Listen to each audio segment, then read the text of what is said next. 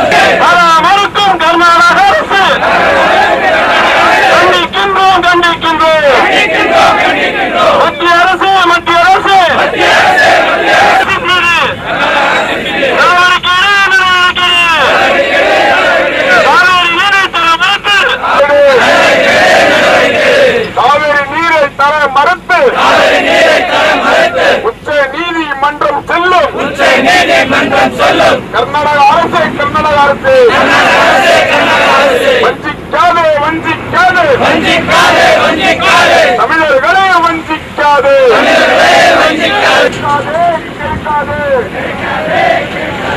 கர்நாடக அரசு குறைக்காதே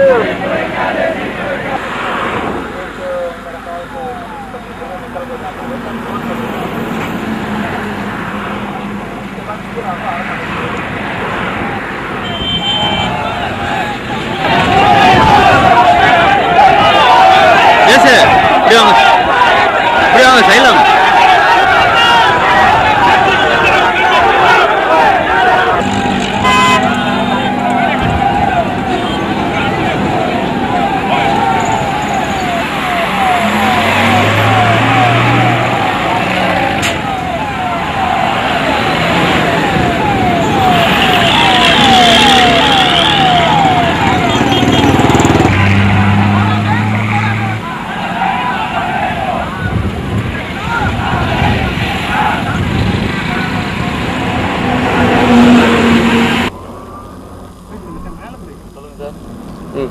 நதிநீர் என்பது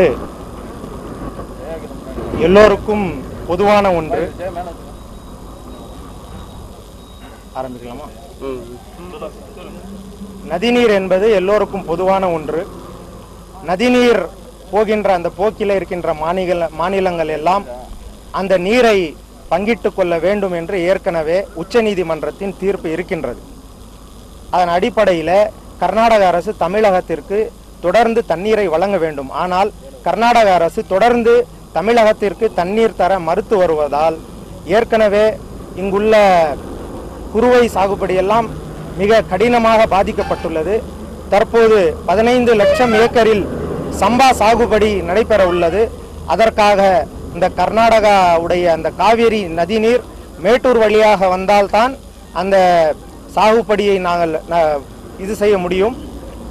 அதை தான் தமிழக மக்கள் நம்பியிருக்கின்றார்கள்.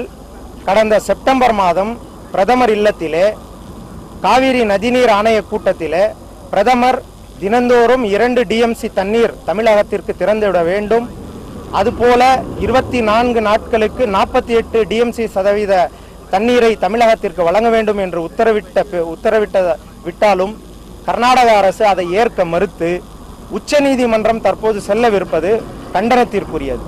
ஒருவேளை தண்ணீர் அவர்கள் தர மறுத்தால், உரிய தண்ணீர் வரவில்லை என்றால் தமிழகத்திலே தானிய விலைகள் அதிகமாக வாய்ப்பு இருக்கின்றது.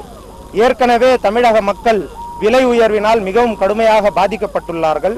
தற்போது காவிரி நீர் வரவில்லை என்றால் சம்பா சாகுபடியின் காரணத்தினால் விலை உயர்வு பல மடங்கு உயரும். இதனால் தமிழகம் பாதிக்கப்படும். ஆகவே இதை தடுக்கின்ற கர்நாடக அரசை மனிதநேய மக்கள் கட்சி மிக வன்மையாக கண்டிக்கின்றது. அதே நேரத்தில் மத்திய அரசாங்கம் கர்நாடக அரசை தொடர்ந்து தண்ணீர் திறந்துவிட வலியுறுத்த வேண்டும், நிர்பந்திக்க வேண்டும்.